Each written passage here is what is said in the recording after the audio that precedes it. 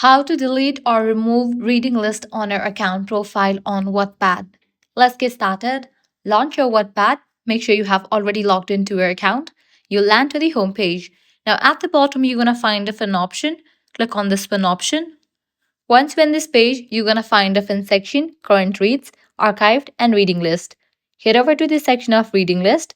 Under that, you're going to find all of your reading list. Now head over to the reading list that you want to delete. Just open it.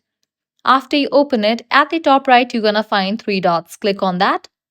Now different options will appear. Select the option Delete Reading List. Are you sure you want to delete? Click on Delete Reading List.